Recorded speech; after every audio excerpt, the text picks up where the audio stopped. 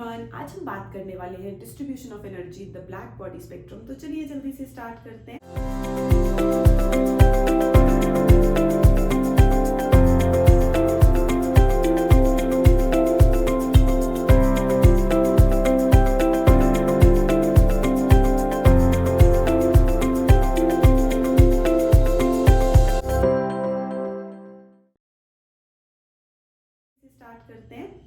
सबसे पहले हमारे पास ब्लैक बॉडी क्या है। तो जो भी बॉडीज परफेक्टली एब्जॉर्ब करती हैं रेडिएशंस को, ना कि रिफ्लेक्ट करे ना ट्रांसमिट करे, मींस जितनी भी उन पे रेडिएशंस फॉल कर रही हैं वो उनको अच्छे से सारी की सारी ऑलमोस्ट सारी रेडिएशंस को एब्जॉर्ब कर लेती हैं, तो उनको बोला जाता है ब्लैक बॉडी। तो इसमें हमारे पास एब्जॉर्प्टिव पावर जिनकी ज्यादा हो, ये बोल सकते हैं हम ब्लैक बॉडी को। या फिर कोई अगर परफेक्टली ब्लैक बॉडी है तो उनके लिए बोला था हमने, उनकी जो एब्जॉर्प्टिव पावर होती है वो कितनी होती है, 1 होती है। मींस जितनी उन पे इंसिडेंट हो रही है रेडिएशंस, उतनी ही रेडिएशंस को वो क्या कर लेंगे, एब्जॉर्ब कर लेंगे। तो वो हमारे पास क्या होंगी, ब्लैक बॉडी।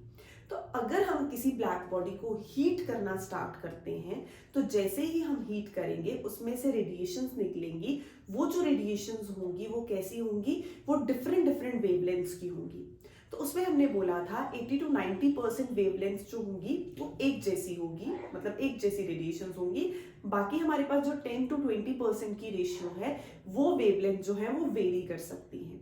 तो हमने इसमें बोला वो जो 80-90% वाली रेडिएशन जो एक जैसी हैं, उनको हम यहाँ डिफाइन करेंगे लैम्डा एम से, या हम बोलेंगे लैम्डा मैक्स। तो ये वो मैक्सिमम वेवलेंथ है, वो मैक्सिमम वेवलेंथ वाली रेडिएशंस की बात हो रही है जो 80 to 90% हमारी ब्लैक बॉडी में से निकल रही हैं। फिर से हमने किसी ब्लैक बॉडी को हीट किया, तो जैसे ही हमने ब्लैक बॉडी को हीट किया उसमें से रेडिएशंस निकली। अब वो जो रेडिएशंस हैं वो डिफरेंट डिफरेंट वेवलेंथ्स की होती हैं, बट उसमें जो रेडिएशन सबसे ज्यादा एक जैसी होंगी वो हमारे पास कैसी रेशियो होती है, 80 to 90% की। तो मींस हमारे पास सबसे ज्यादा वाली, कम भी हो सकती हैं ज्यादा भी हो सकती हैं, एक एस्टिमेट लेके। तो मींस एक वेवलेंथ की जो सबसे ज्यादा रेडिएशंस आ रही हैं, तो मींस वो एक जैसी रेडिएशंस है हमारे पास, और उसके अलावा बाकी जो है वो वेरी कर सकती हैं। तो सबसे ज्यादा रेडिएशंस जिस वेवलेंथ की हमारे पास आएंगी उस वेवलेंथ को हम डिफाइन कर रहे हैं लैम्डा मैक्स से या फिर लैम्डा एम से। तो इसमें हमें कर्व स्टडी करना है। तो जब हम रेडिएशंस की बात कर रहे थे, जो भी ब्लैक बॉडी में से हमारे पास वेवलेंथ्स निकली हैं, वो वेवलेंथ्स को जब हम एक इंक्रीजिंग ऑर्डर में अरेंज करते हैं तो वो बन जाता है ब्लैक बॉडी स्पेक्ट्रम। फिर से ब्लैक बॉडी को हीट किया, हीट करते ही उसमें से बहुत सारी रेडिएशंस निकली। वो रेडिएशंस कैसी थी, डिफरेंट डिफरेंट वेवलेंथ्स की थी। अब अगर हम उन वेवलेंथ्स को एक इंक्रीजिंग ऑर्डर में अरेंज करें तो उस स्पेक्ट्रम को बोला जाता है ब्लैक बॉडी स्पेक्ट्रम। मींस जितनी भी वेवलेंथ्स हमें मिली हैं उन सबको हमने एक इंक्रीजिंग ऑर्डर में अरेंज कर दिया, वो बन जाएगा ब्लैक बॉडी स्पेक्ट्रम। तो ब्लैक बॉडी स्पेक्ट्रम, हमने ब्लैक बॉडी को हीट करके जो रेडिएशंस हमें मिली, हमें उनको स्टडी करना है एट डिफरेंट डिफरेंट टेम्परेचर्स। तो जब हम डिफरेंट डिफरेंट टेम्परेचर्स पे स्टडी करते हैं तो हमारे पास ये कर्व आता है which is intensity versus wavelength curve. Intensity क्या होती है, intensity is number of radiations. Intensity हमारे पास डिफाइन करती है नंबर ऑफ रेडिएशंस को, या फिर एनर्जी पर unit time per unit area. Intensity को हम ऐसे ही डिफाइन करते थे, एनर्जी पर unit time per unit area क्या बन जाती है, इंटेंसिटी बन जाती है। दूसरी तरफ हमारे पास क्या है, वेवलेंथ। तो मान लो हमने किसी एक टेम्परेचर पे एक कर्व ड्रॉ किया। ये हमारे पास जो कर्व है, ये जो कर्व्स हमारे पास सब आएंगे, सबसे पहले तो ये कैसे हैं, यूनिवर्सल कर्व है। इसको बोला जाता है यूनिवर्सल कर्व है, बुक्स में हमें ऐसी मेंशन्ड है ये चीज। और ये किस पे डिपेंड करता है टेम्परेचर पे, डिपेंड करेगा टेम्परेचर पे। जैसे जैसे टेम्परेचर वेरी करेंगे हमारे जो कर्व्स हैं वो वेरी हो जाएंगे, मींस इंटेंसिटी वेरी हो जाएगी। थर्डली, ये डिपेंड नहीं करता ना ही शेप, साइज या मटेरियल ऑफ ब्लैक बॉडी पे। तो हमारे पास शेप, साइज या फिर मटेरियल पे, इन सब चीजों पे डिपेंड नहीं करेगा। किस पे डिपेंड करेगा, सिर्फ टेम्परेचर पे कर्व डिपेंड करेगा। और कैसा कर्व है, यूनिवर्सल कर्व है। तो हमने ये बनाया इंटेंसिटी वर्सेस वेवलेंथ कर्व। हमने बोला टेम्परेचर T1 पे देखते हैं, एक हमारे पास ऐसी पीक जो आई, या कह सकते हैं ऐसा पॉइंट जिसपे हमारे पास वेवलेंथ, जिसको हमने डिफाइन किया मैक्सिमम, जिसपे जो इंटेंसिटी थी वो सबसे ज्यादा थी। इंटेंसिटी मींस इस वेवलेंथ की रेडिएशंस हमारे पास सबसे ज्यादा थी। इंटेंसिटी मतलब नंबर ऑफ रेडिएशंस, तो मींस इस पर्टिकुलर वेवलेंथ की हमारे पास सबसे ज्यादा रेडिएशंस हैं। तो हम इसको डिफाइन कर रहे हैं इस टेम्परेचर पे, मान लो 1000 ले लिया, 998 ले लिया, इस टेम्परेचर पे जो इसकी लैम्डा मैक्स है वो हमारे पास ये वैल्यू होगी। मींस ये पॉइंट बता रहा है इस वेवलेंथ की मैक्सिमम रेडिएशंस हैं हमारे पास, इस वेवलेंथ की इस पर्टिकुलर टेम्परेचर पे, इस वेवलेंथ की इस पर्टिकुलर टेम्परेचर पे मैक्सिमम रेडिएशंस हैं, मैक्सिमम रेडिएशंस आ रही है। Number of radiations means intensity. हमने टेम्परेचर चेंज किया, हमने बोला थोड़ा सा हम टेम्परेचर इंक्रीज करते हैं, इंक्रीज किया, वो आ गया हमारे पास 1100 या 1095 केल्विन के आसपास। तो हमने देखा कि जो हमारे पास इसकी लैम्डा मैक्स की वैल्यू थी वो थोड़ी सी शिफ्ट कर गई लेफ्ट साइड, मींस वेवलेंथ क्या हो गई, कम हो गई। पहले मान लो यहाँ पे हमारे पास 50, कितनी हो गई 40, तो मींस चेंज हो गई। तो हमारे पास जैसे ही हमने टेम्परेचर बढ़ाया तो ये जो लैम्डा एम है हमारे पास, मींस इस मैक्सिमम वैल्यू, मैक्सिमम वैल्यू मतलब हमारे पास इस वेवलेंथ की हमारे पास मैक्सिमम रेडिएशंस है, मैक्सिमम नंबर ऑफ रेडिएशंस है। तो वो जो वेवलेंथ थी T2 टेम्परेचर के लिए वो क्या हो गई हमारे पास, कम हो गई। पहले हमारे पास कुछ वैल्यू थी, टेम्परेचर इंक्रीज करने से लैम्डा एम की वैल्यू, लैम्डा एम मींस हमारे पास क्या है, उस पर्टिकुलर टेम्परेचर पे उस वेवलेंथ की सबसे ज्यादा रेडिएशंस, उस पर्टिकुलर टेम्परेचर पे उस वेवलेंथ की सबसे ज्यादा रेडिएशंस। तो मींस T2 पे 1095 केल्विन पे हमारे पास सबसे ज्यादा रेडिएशंस इस वेवलेंथ की हैं, बट वो T1 से क्या हो गई, कम हो गई। सिमिलरली हमने टेम्परेचर थोड़ा सा और इंक्रीज किया, हम गए T3 पे। हमने बोला जैसे ही हम टेम्परेचर इंक्रीज करेंगे, टेम्परेचर इंक्रीज करने से जो हमारे पास ये लैम्डा की वैल्यू है वो धीरे धीरे क्या हो रही है, कम हो रही है। लैम्डा एम जो है वो कम हो गया, और इंक्रीज किया तो और कम हो गया। तो यहां से हम क्या जनरलाइज कर सकते हैं कि जैसे जैसे हम टेम्परेचर बढ़ा रहे हैं वैसे वैसे हमारे पास जो वेवलेंथ है वो क्या हो रही है, डिक्रीज हो रही है। जैसे जैसे टेम्परेचर बढ़ाएंगे वेवलेंथ हमारे पास क्या हो जाएगी, कम हो जाएगी। तो conclusion number 1, with increase in temperature lambda max decreases. Means जैसे जैसे हमने टेम्परेचर बढ़ाया, जिस वेवलेंथ की हमारे पास मैक्सिमम रेडिएशंस आ रही थी उसका नंबर क्या कर गया, हमारे पास डिक्रीज कर गया। तो जैसे जैसे टेम्परेचर बढ़ा लैम्डा मैक्स डिक्रीजेस, मतलब पहले हमारे पास लैम्डा मैक्स की वैल्यू ये थी, सेकेंड टाइम हमारे पास और कम हो गई, थर्ड टाइम हमारे पास और कम हो गई, फोर्थ टेम्परेचर और इंक्रीज किया तो लैम्डा एम की वैल्यू और कम हो गई। तो मींस जैसे जैसे टेम्परेचर बढ़ा रहे हैं वेवलेंथ की वैल्यू वैसे वैसे हमारे पास क्या हो रही है, कम हो रही है। तो ये हमारे पास फर्स्ट जनरलाइजेशन कि विद इंक्रीजिंग टेम्परेचर जो मैक्सिमम वैल्यू है हमारे पास वेवलेंथ की, या मैक्सिमम रेडिएशंस जिस वेवलेंथ पे आ रही हैं वो क्या हो गई, डिक्रीज हो गई। लैम्डा मैक्स मतलब not maximum value of wavelength, उसका मतलब है हमारे पास उस पर्टिकुलर वेवलेंथ पे नंबर ऑफ रेडिएशंस क्या है, मैक्सिमम है। उस पर्टिकुलर वेवलेंथ पे नंबर ऑफ रेडिएशंस क्या है, मैक्सिमम है। तो हमने बोला अगर हम किसी ब्लैक बॉडी को हीट करें, हीट करते ही उसमें से बहुत सारी वेवलेंथ्स निकलती हैं, तो वेवलेंथ्स को अगर हम इंक्रीजिंग ऑर्डर में अरेंज करते हैं तो वो बन जाता है ब्लैक बॉडी स्पेक्ट्रम।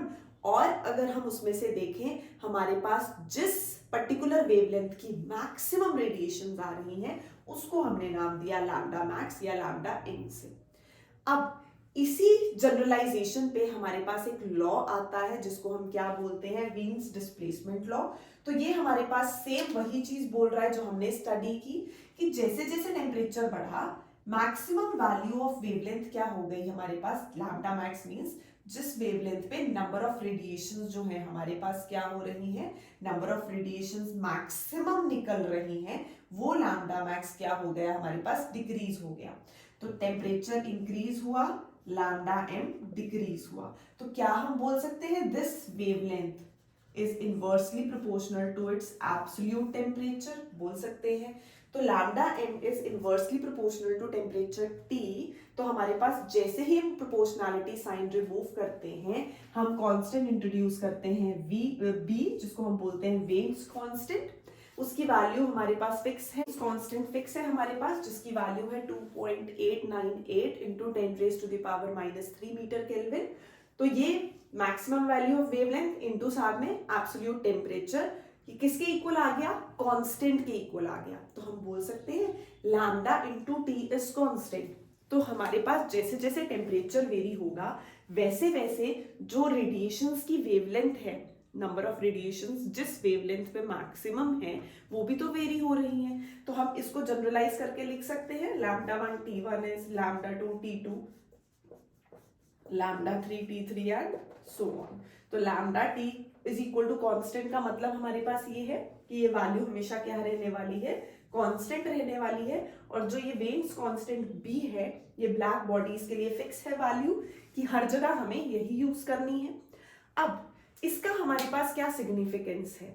अगर हमें मून का, सन का, स्टार्स का, किसी का भी अगर हमें ये फाइंड करनी है कि टेम्परेचर कितना है, सरफेस टेम्परेचर कितना है, मीन्स मून का, सन का, स्टार्स का या ब्लैक बॉडीज का हमें क्या फाइंड करना है? ब्लैक बॉडीज में मून भी आता है, सन भी आता है, स्टार्स भी आते हैं।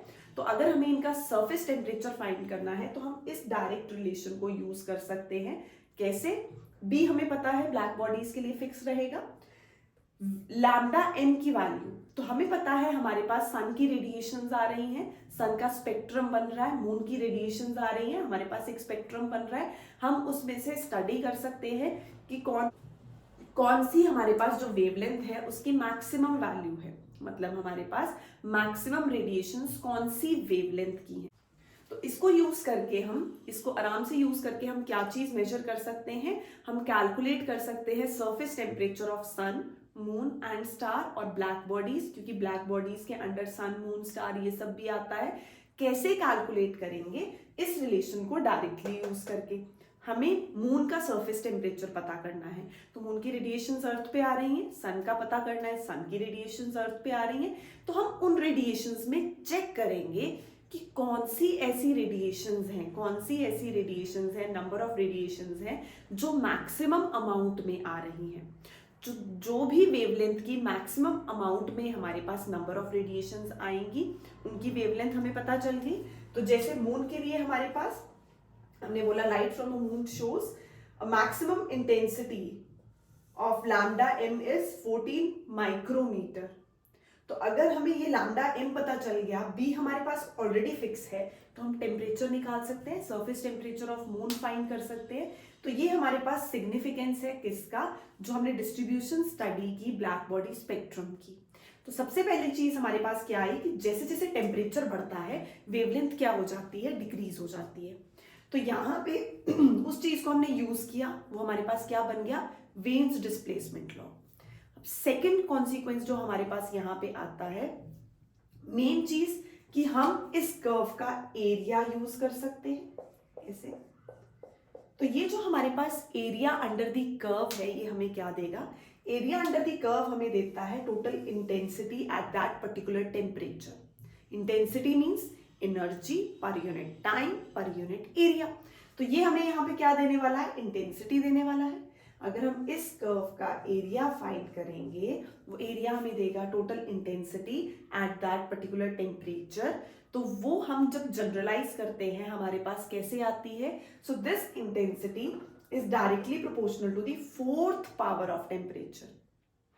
Intensity is directly proportional to the 4th power of the absolute temperature. Means temperature के साथ वेरी हो रही है इंटेंसिटी। जैसे जैसे टेम्परेचर बढ़ रहा है, इंटेंसिटी भी तो बढ़ रही है। वेवलेंथ की जो वैल्यू थी वो डिक्रीज हुई, लैम्डा एम की वैल्यू डिक्रीज हुई, बट इंटेंसिटी तो राइज हुई। तो जैसे जैसे टेम्परेचर बढ़ा, अगर हम किसी आयरन को हीट करना स्टार्ट करते हैं, इनिशियली रेड कलर देता है वो, फिर उसमें हमारे पास रेडिश येलो सा कलर हो जाता है, फिर वाइट कलर आएगा। तो क्या मतलब है उसका? हम उसको हीट दे रहे हैं, हम उसको टेम्परेचर दे रहे हैं, उसकी एनर्जी जो है वो इंक्रीज हो रही है, इंटेंसिटी ऑफ रेडिएशन जो है वो इंक्रीज हो रही है। तो हमारे पास जैसे जैसे टेम्परेचर बढ़ा, इंटेंसिटी बढ़ी, एनर्जी पर unit area per unit time बढ़ा।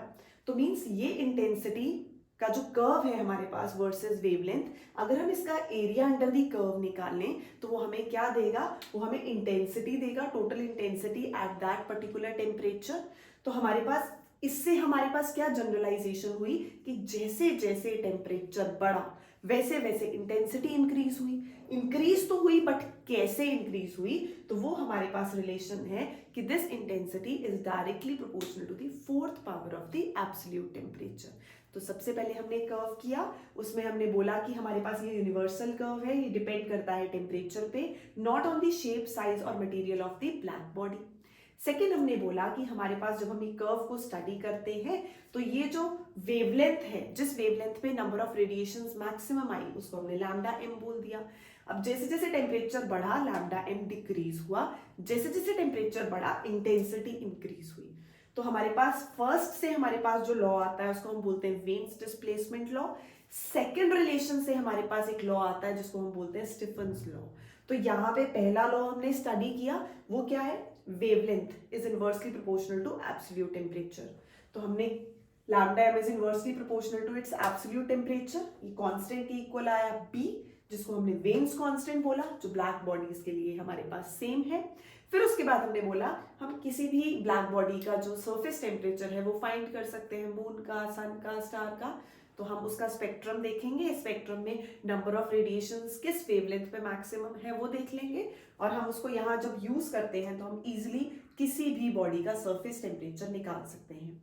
और सेकेंड लॉ हमें क्या बताता है, सेकेंड जो हमारे पास कंक्लूजन आया कि जैसे जैसे टेम्परेचर बढ़ता है इंटेंसिटी बढ़ती है। तो वो इंटेंसिटी कैसे वेरी करती है टेम्परेचर के साथ, intensity is directly proportional to, intensity means energy पर unit time per unit area is directly proportional to the fourth power of the absolute temperature. Bye.